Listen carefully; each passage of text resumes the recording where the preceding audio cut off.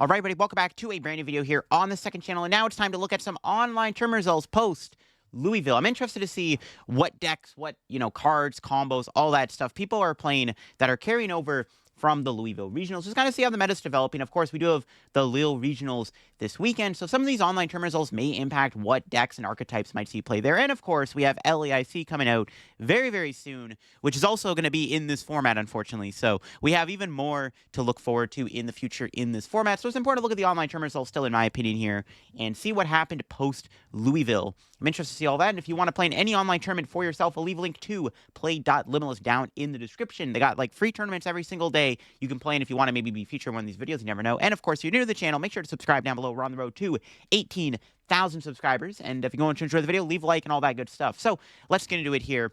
So starting off, we have the Moji's dojo tournament. It was like a fairly large online tournament I wanted to look at here. There were some interesting decks.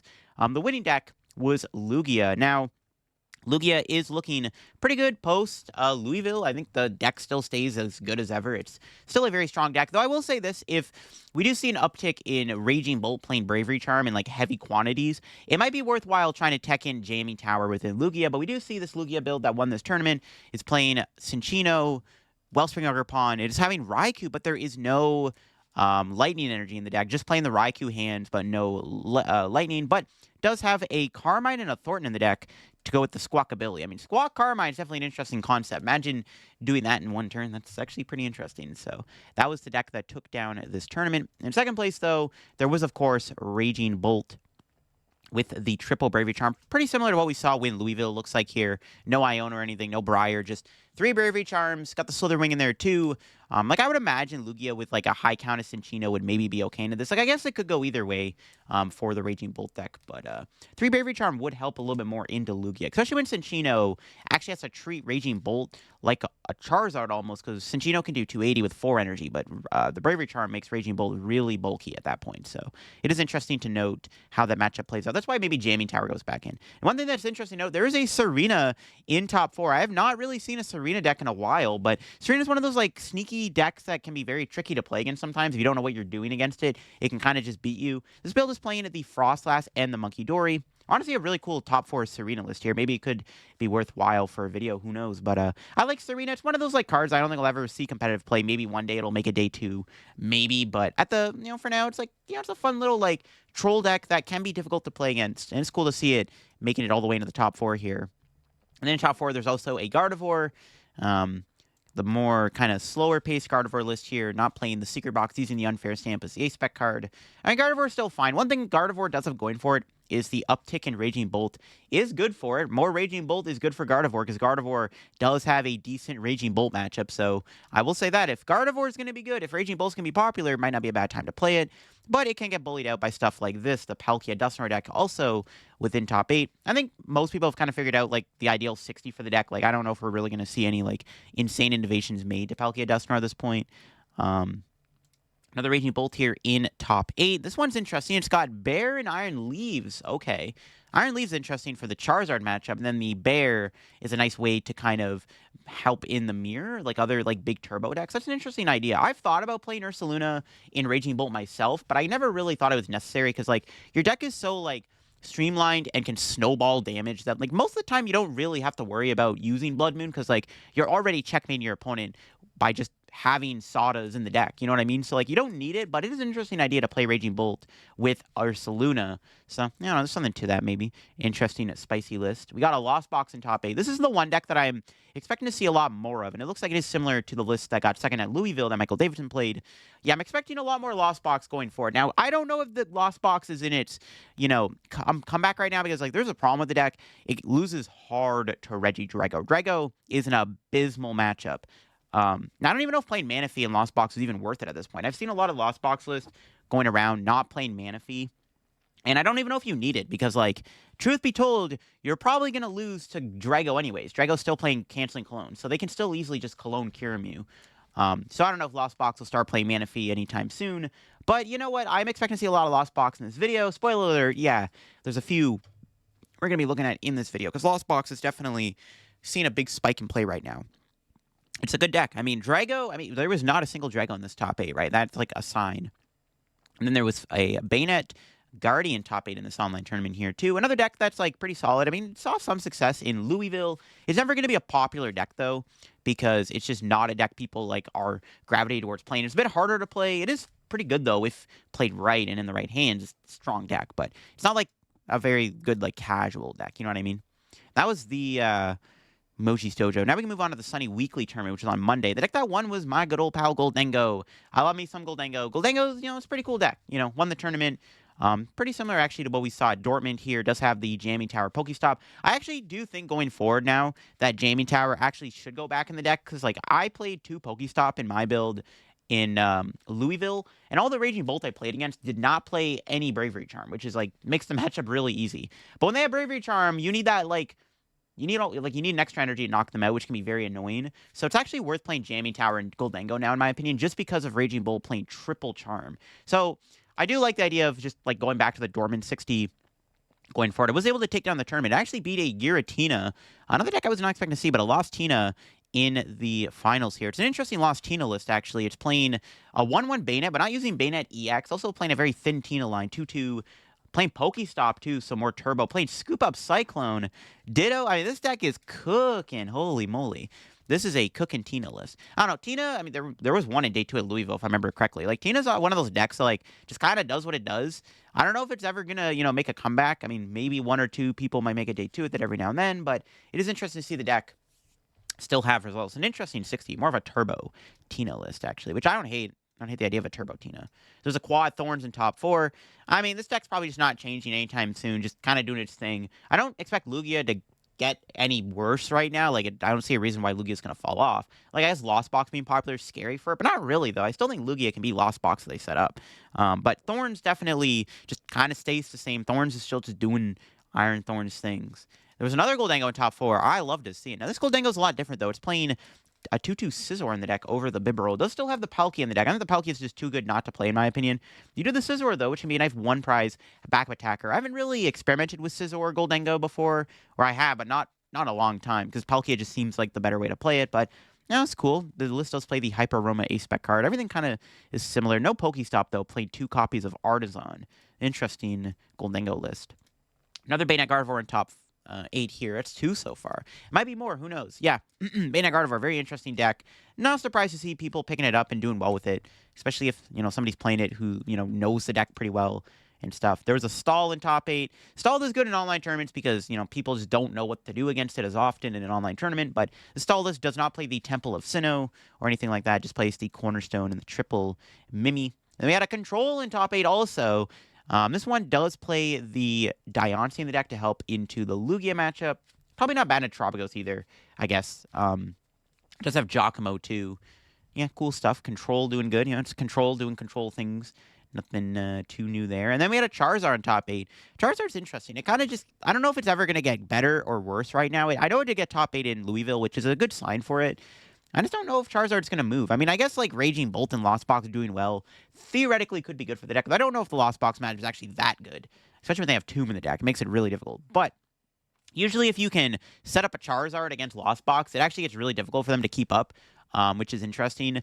I don't know. Charizard definitely feels like it's not a bad deck right now. It also does have a good Bolt matchup, and Bolt is popular right now. So, yeah, maybe we have to consider looking into Zard more frequently. Who knows?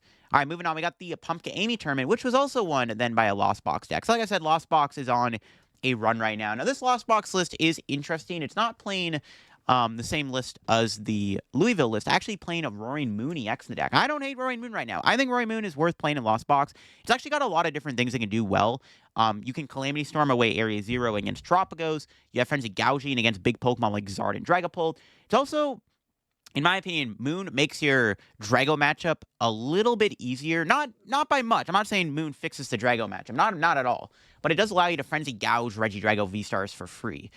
Which is honestly pretty insane. So being able to, like, instantly KO Drago V-Stars can be pretty helpful. Also, if you can pull off turn 2 Moon, you can, like, aggressively Calamity Storm the Drago Vs and force them to evolve. I think Moon, honestly, is worth playing in Lost Box right now.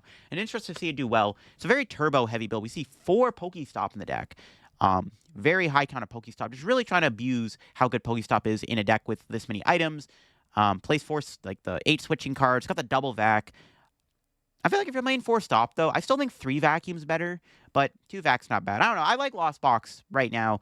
I am scared of Regidrago. I just don't know. You can't gauge how popular Drago is. So we haven't seen a single Drago in this video yet in any of these top 8s. I don't know if we are going to see one. Kind of depends on how, I guess, Lost Box does in Lille. Was able to take down Guardy in the finals. Guardy with a Clef Key. I mean, yeah, Guardy with Clef Key is probably not bad. This is the Turbo list. It's kind of the Henry Chow build, actually. Yeah, I think it is actually Henry Chow's build. He might have played to Louisville. And we actually literally saw a stream game at Louisville where we did see the Turbo Lost Box Moon versus Henry Chow. Henry did lose, even though it was close. It was a lot close. The Clef Key does make a big difference in the Lost Box matchup. They don't play Bundle anymore either. So maybe you can start teching in Fluttermane. We got a Lugia in top 4. Yeah, this Lugia looks a little bit more updated to this time. It's got the double jamming tower in the deck again, trying to slow down the Raging Bolt a little bit to stop them from using Bravery Charm. Does have the double Cinccino. Does play Ogre, Pawn, too. No Raikou. One thing really missing is probably a Squawkabilly. I don't know. I feel like Squawkabilly is a staple right now in Lugia, but it did get top 4. And I like the Jamming Tower. I think that's the thing. Jamming Tower in Lugia right now seems decent just to help against the Bolt matchup a little bit more. We got Cloth in top 4. I don't think Cloth is, the greatest deck ever, but it's one of those, meme decks that's still going to continue to see these random top 4 placement. It's still Cloth at the end of the day. It does play the Petron. It does have the Electrode in there. Pretty straightforward Cloth. It's probably similar to what we saw at Joinsville, to be honest. Got another Zard in top 8. Zard with Mist Energy in here, but other than that, just kind of your standard Zard 60 here. Playing the Unfair Stamp. Cleffa in the deck, 2. Yep, there it is. Alrighty then. We got another... Okay, so here we go. We got a Drago in top 8. So there is at least one Regidrago in the top 8 of this tournament. Playing the Noctowl, got the Temple in there. No Noivern, but does play Tina, Dragapult, Kyurem. Yeah, there you go. So yeah, that's the thing. I guess a Thorn, I guess. That's the big thing. Is there's a Thorn in this Drago list. It's interesting that we don't see a lot of Drago online, considering there's a lot of Lost Box, right? It did win the entire tournament, so I don't know. We have another Cloth in top 8. Yo, 2 Cloth in top 8. Kind of crazy, not gonna lie. Pretty similar to what we just saw. I mean, yeah, the optimal Cloth 60, I feel like, has been figured out. There is an optimal 60 for Cloth. I feel like people have kind of figured out, the best way to play it. Then we got a Dragapult Pidgeot top 8 here. Yeah, I mean, not the most popular way to play Dragapult, but, people are still liking the Pidgeot. There are still benefits playing Pidgeot. I'm not saying it's terrible. Pidgeot is still a pretty good card to have in the deck nonetheless. Does play Devo and Gravity Gemstone. A lot of different tools. Got the Crystal in there, the League Headquarters, Temple of Sinnoh. Yeah, pretty standard Pidgey list here. It's got the Hawlucha and Alakazam. I like that idea. I do like Hawlucha and Dragapult. It allows you to just be more aggressive into, Charizard and stuff. I think it's actually very good to still have Hawlucha in the deck over Alakazam, because Alakazam you have to wait a turn to use it, but with Hawlucha you can bench it immediately and use it. So actually a lot of value you get out of Hawlucha. All right, we got the free entry Deck Out Monday tournament here, which was won by a Lugia. This one was Lugia with the Cinccino, the Weird Ear, the Squawk. No Jamming Tower, but it played the double Mezagoza, so standard Lugia. I mean, Lugia can still beat Raging Bolt when you do have Cinccino, to be fair. You don't need Jamming Tower, but it does help a little bit. Then we have the Raging Bolt here in second place. Not the list that ended up doing good in Louisville and winning it. It does play Bravery Charms. Did only 2, though. It does have a lot of shoes in the deck, and plays an Iono and a Sandy Shocks over the Slitherwing. So kind of the more, traditional Raging Bolt list. We got a Snorlax in top 4. Not surprised to see that. Snorlax with Grabber's interesting, though. Grabber's kind of cool. You can get rid of, important liabilities, slow your opponent down a little bit more to make it harder for them to set up, so you can buy time. That's an interesting concept. We had a Zard in top 4. I'm sure Zard, well, I mean, it would have had to hit Raging Bolt or the Lugia deck, I guess. But another standard Zard list. I mean, does have Max Belt, I guess, as the ace spec. Max Belt's interesting right now in Zard. It catches a lot of people off guard when they don't expect it, because you can take, a surprise KO out of nowhere. If your opponent's trying to play into, Zard's math, you can, Max Belt them with, Dusknoir or Dusclops to make it really awkward. Has that Mist Energy in the deck to help against stuff like Lost Box and stuff. So, yeah, cool stuff to see. Conkeldurr in top 8. What the heck? I was not expecting to see that. There's a shocker. Love to see Conkeldurr. Does play Legacy Energy. It's kind of different from the video I made on Conkeldurr a couple weeks back with the Great Tree, but Legacy is interesting. I guess it's not a bad card to play. You can put it on Fez or Rodom or something, so then you have no 2-prize liability on the bench. An interesting idea, actually, to play Legacy. I don't know, maybe it's better than Grand Tree. It just lets you chain Conkeldurr a lot more easier, but it's cool 60 for sure. Conkeldurr's nice to see make top 8. It's pretty decent sized tournament. There's 170 people in this tournament, so that's a cool top 8. The Lugia in top 8 once again. Playing no Raikou or anything. Does have the Mezagoza, the Cinccino, the hands. Pretty standard list. And then we got another Raging Bolt here in top 8. Let's see if it's similar to what we've seen. No, a little bit. There are some cards in here. Does play a Spirit Tomb. That's not a card you don't usually see in Raging Bolt. I don't hate the idea of a Tomb, though, to slow your opponent down. Would make your Lugia matchup a little bit better, which is cool. You got the Slitherwing still in there, the bundles in the deck, the 2 Bravery Charm. Yeah, Tomb and Raging Bolt's an interesting idea. I guess it's hard to find bench space for it, but if you can fit it, it's not bad. And then finally, we have another Zard in top 8 here. And whoa. Now, this Zard deck was cooking. It is Charizard with Terapagos and Noctowl. Okay, wow. Now that's an interesting concept. So it's literally a hybrid of Charizard and Terapagos Dusknoir. It's actually kind of interesting.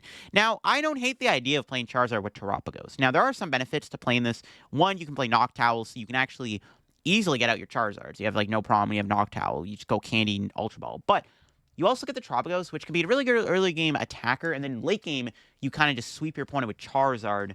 It's an interesting idea. Very, very cool concept. Very interesting idea for sure. Very limited amount of supporters, though. We see 2 Iona, 1 Arven. So, 3 draw in the entire deck. I mean, you do have the Fez, the Rotom, the Fish, the Pidgeot still in there. Yeah, interesting idea. I don't know. The Tropical Charizard is a cool concept. I don't know. Maybe it's something maybe I'll try a video out. Who knows? It's a cool idea. I mean, there's a few things I would maybe change about the list. But that's very interesting. It got top 8, which is kind of crazy. Crazy list. There were some other 6-2s that bubbled out. I guess we can look at those because they kind of got top 8 technically. We see a Lost Box here with the Tomb and the Zapdos. Similar to what we saw get top 16 in Louisville. The Zapdos is an interesting idea. Just, again, being able to hit for weakness against Palkia with a 1-prizer. Also, having a 1-prizer that does 190 is not bad either. It's pretty good damage. We had a Drago also with the Noivern and the Temple of Sinnoh. Also playing the Noctowl in there.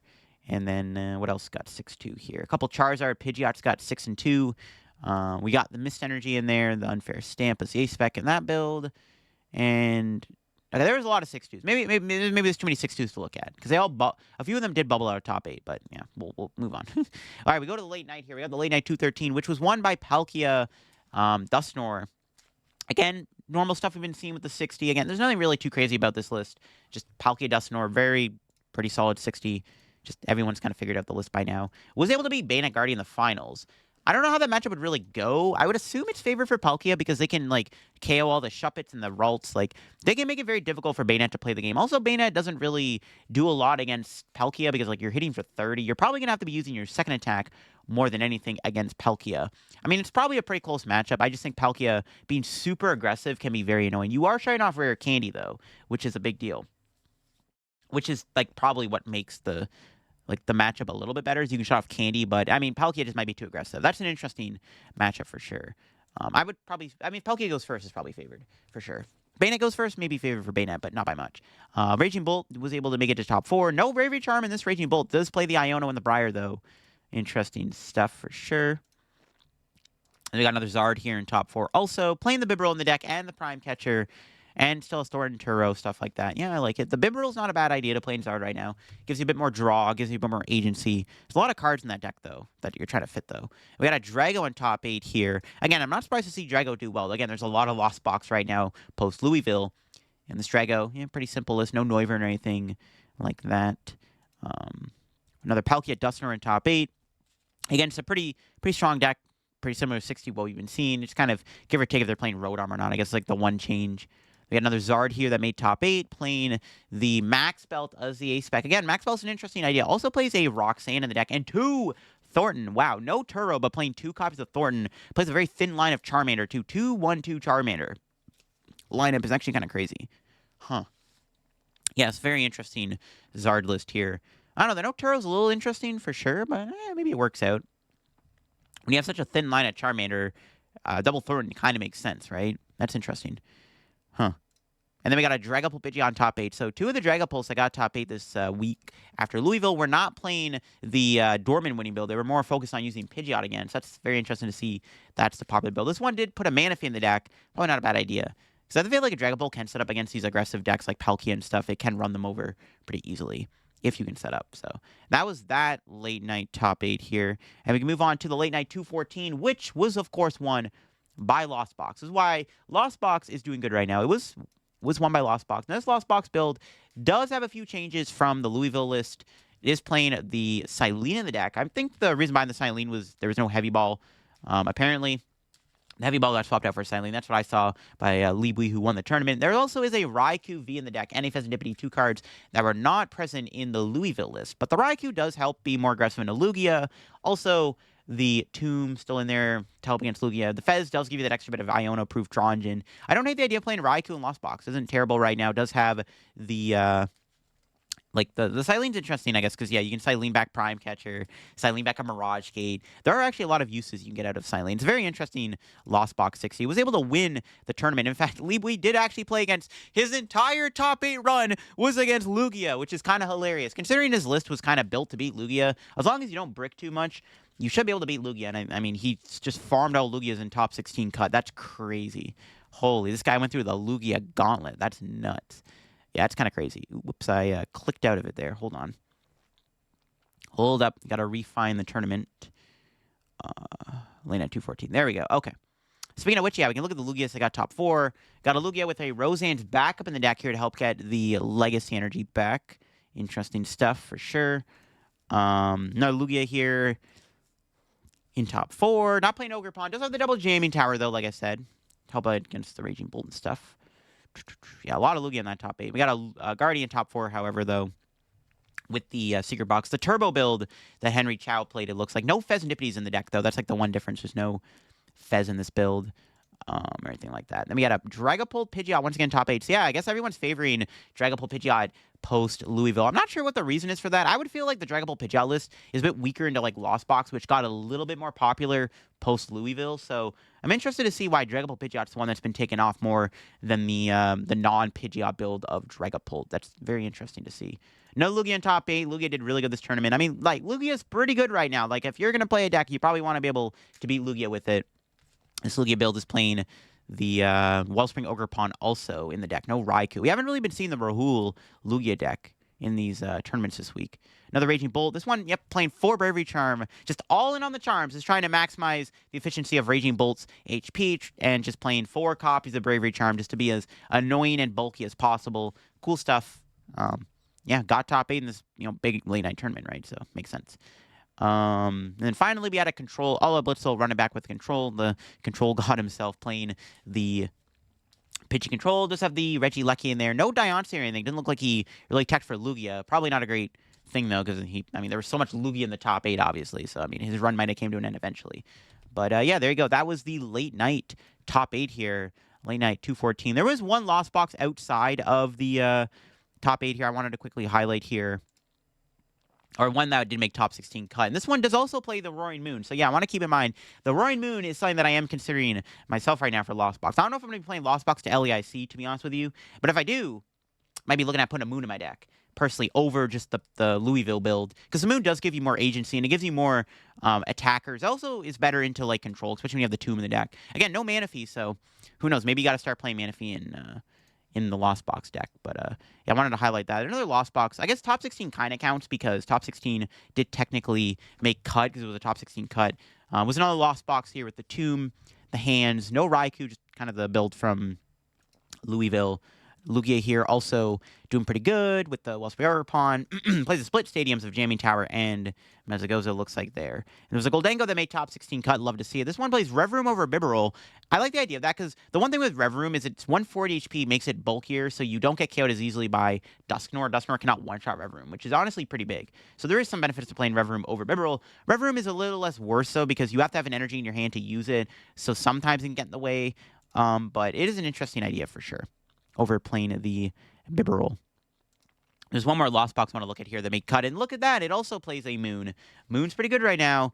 Moon is pretty good. Also playing 4 Pokestop 3 Vacuum, just very heavy counts of those cards. Very interesting to see. But there you go. Those were the standings for the late night, and that was the week of online tournaments post Louisville. A lot of Lost Box doing good. Lugia doing pretty good too.